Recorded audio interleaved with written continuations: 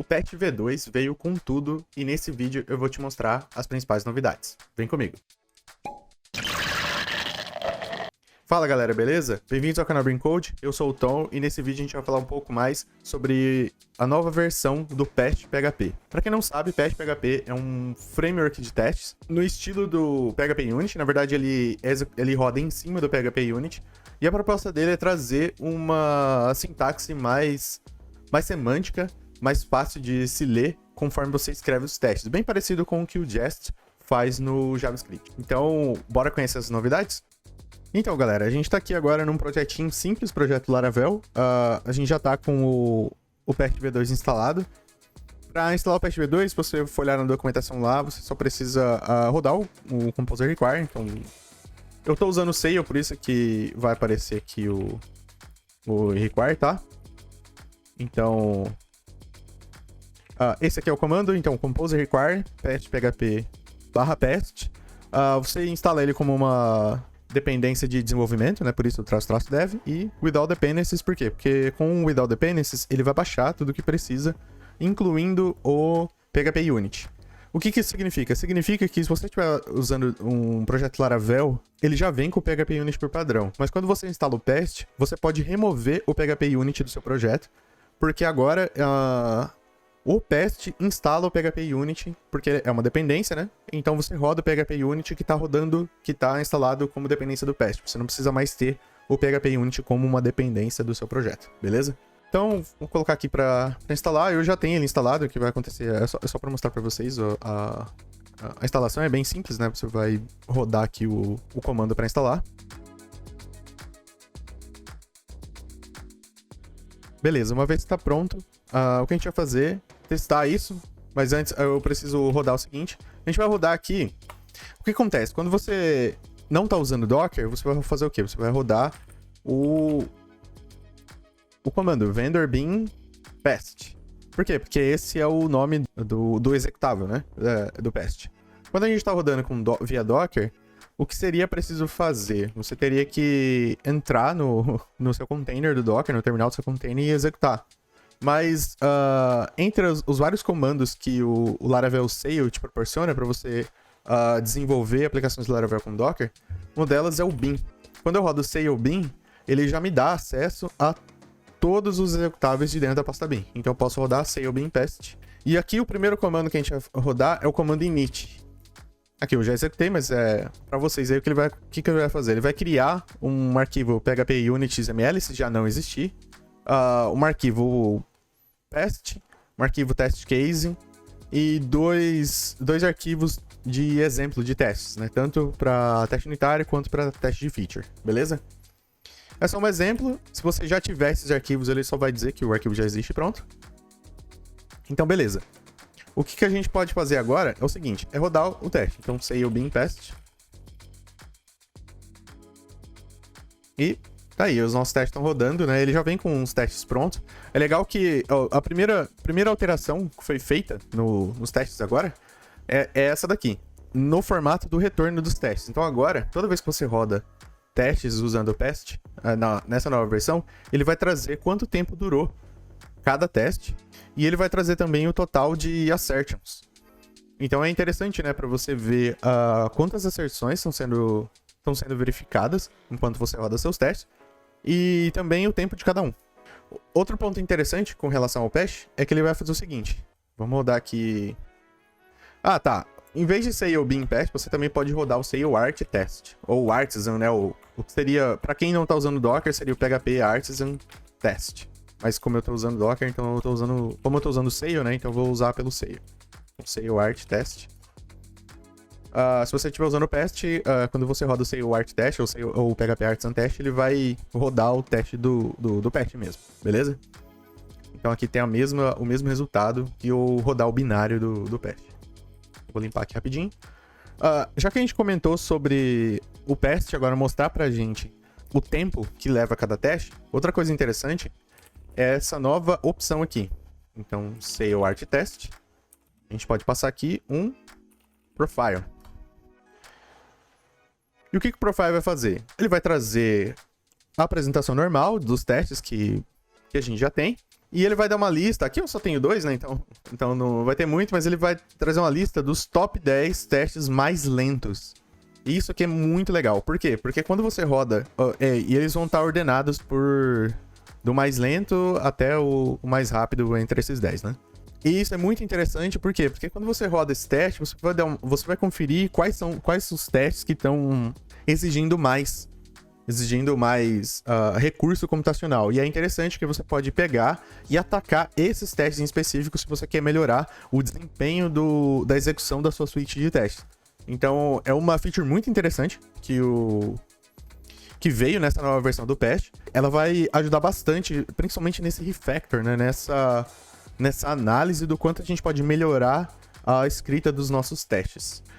Uma outra alteração bem interessante que foi feita no patch é a seguinte. Eu vou rodar aqui o teste, normal. Beleza. E eu vou criar um novo teste. Então vamos lá, vamos criar um novo teste aqui. Foi no exemplo mesmo. Olha, eu vou aproveitar e vou mostrar para quem nunca viu, né? Você pode trabalhar dessa forma aqui.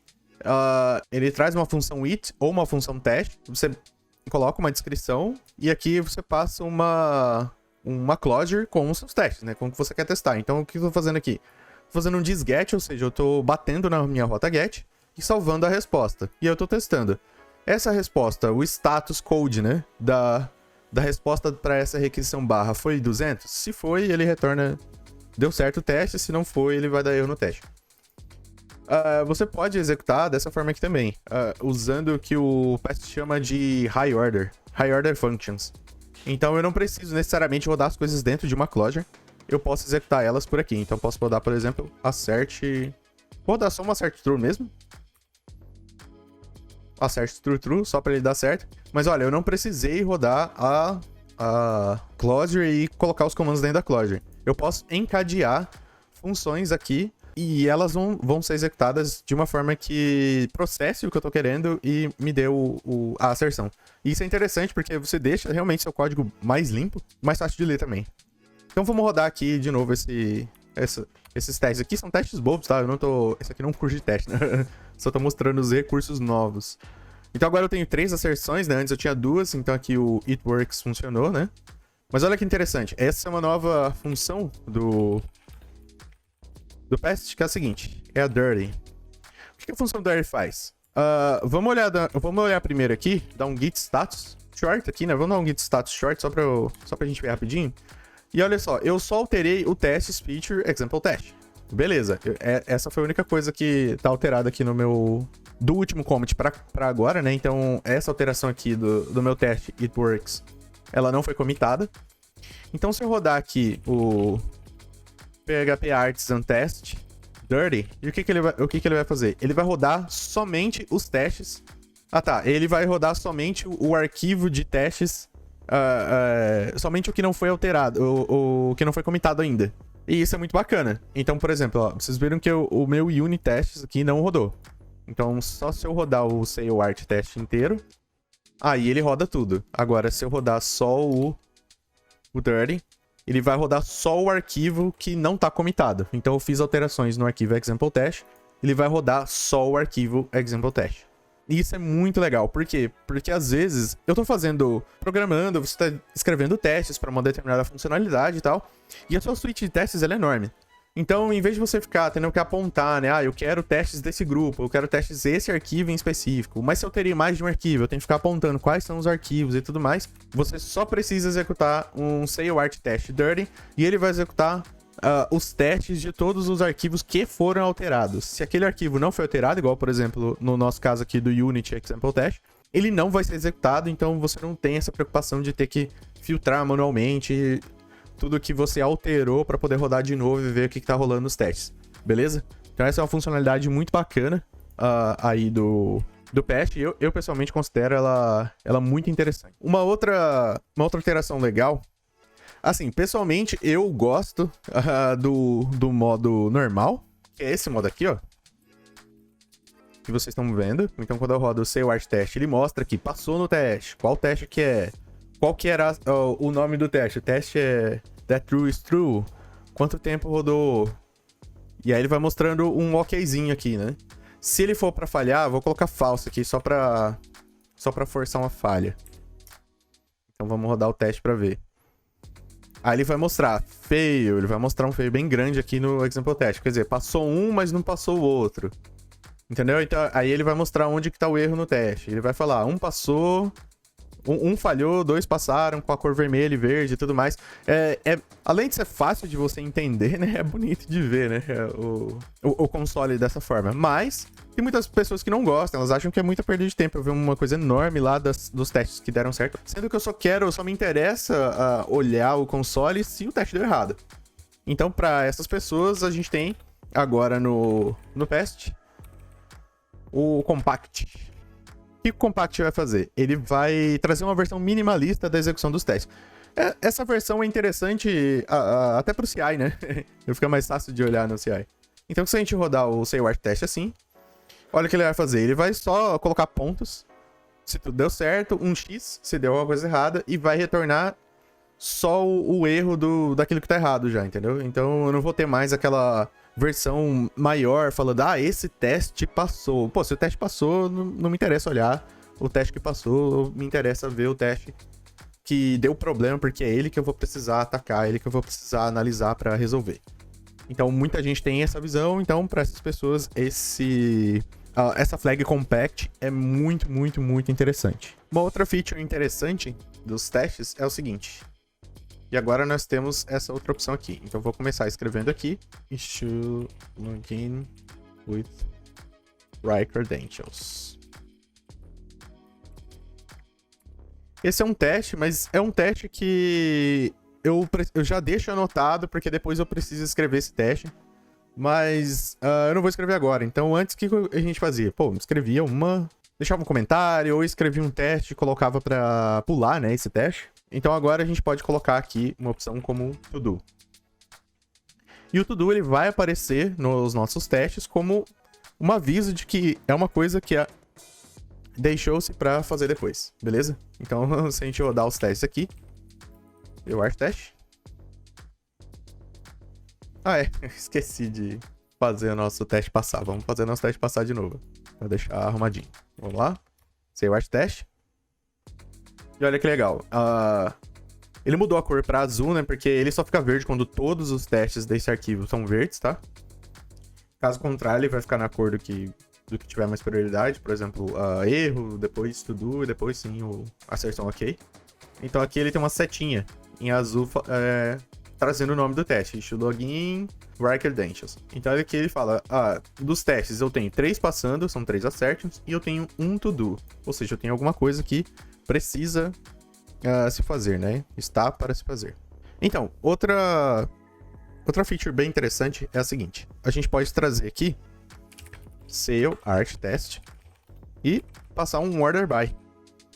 E aí você pode ordenar por grupo, ordenar por outras estruturas de agrupamento, né? Mas uma interessante é Random.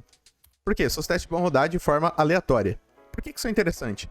Para você verificar se os seus testes eles possuem dependências entre eles, o que não é muito interessante.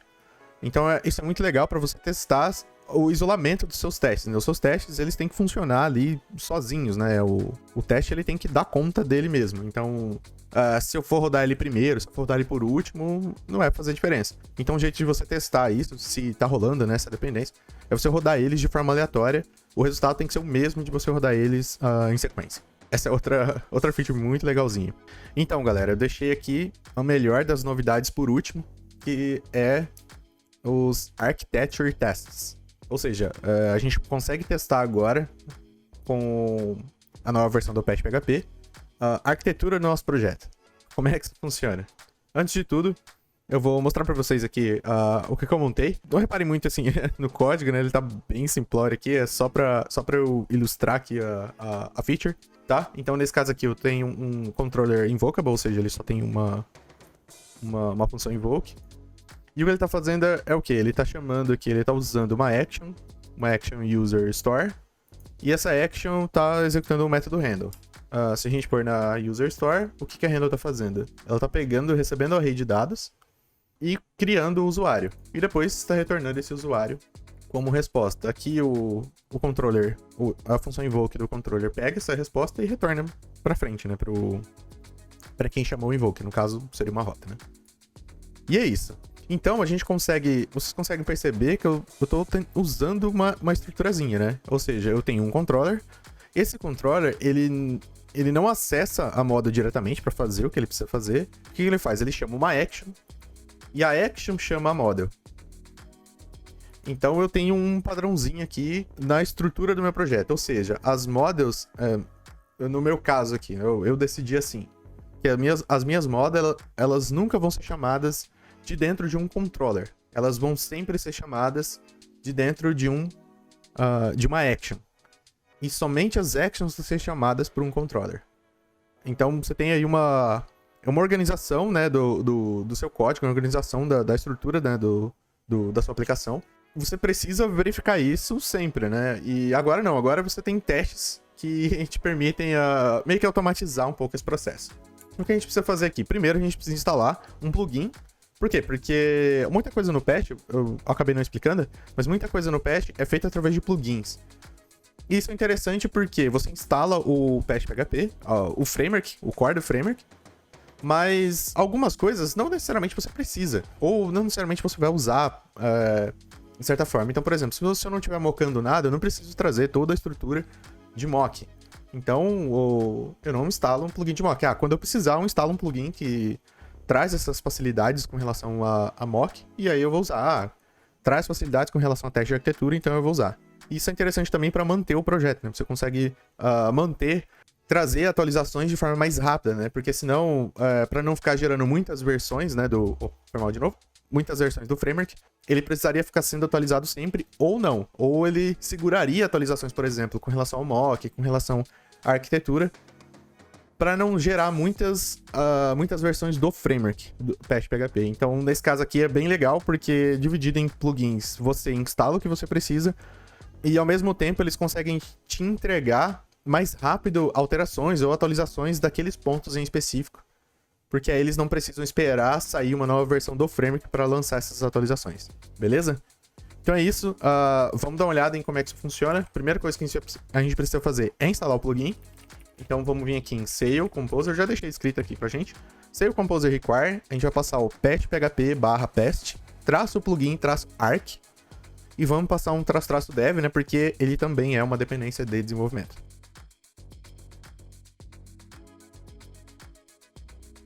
Beleza, tudo instalado. Então, fizinho aqui. Então, vamos só recapitular o que a gente está fazendo aqui. Eu tenho um controller. Esse controller, ele está chamando uma action e executando um método handle. Esse método handle está chamando uma model e fazendo o que precisa ser feito na model e retornando a resposta. E o que a gente quer garantir aqui? Que uma model, ela sempre vai ser chamada por quem? Uma action. E uma action sempre vai ser chamada por quem? Por um controller. Então o controller, ele não chama a model, entendeu? O controller, ele não chama a model, né? E o controller só chama as actions. Então é isso que a gente precisa garantir. Então vamos lá abrir o nosso arquivinho de teste, né? Nosso exemplo. Vamos colocar aqui teste. Lembra que eu comentei que são duas funções, né? Então a gente tem o it e a gente tem um teste. Então aqui ele vai chamar arc e eu vou chamar aqui de models, porque eu quero testar as models primeiro. Eu vou dizer que a minha expectativa é o seguinte, que tudo que tiver em app models, a minha expectativa é o quê? Minha expectativa é que tudo que tiver em models use as classes do Illuminate Database. Por quê? Porque é o namespace padrão pro RM, beleza? E que elas to only be used in, ou seja, to only be used in, ou seja, as minhas models, elas só devem ser usadas onde? Então, onde é que a gente comentou? Nas app actions, né? Que é onde ficam as minhas actions aqui, minha user store tá aqui. Então, beleza. Terminamos esse teste, vamos escrever o próximo teste. Então, o teste, já até sugeriu, é o arc actions. Então, o que a gente vai fazer? A gente vai colocar aqui o arc actions. Eu espero que as actions, os arquivos que estão em actions, vão usar o quem? Vão usar models.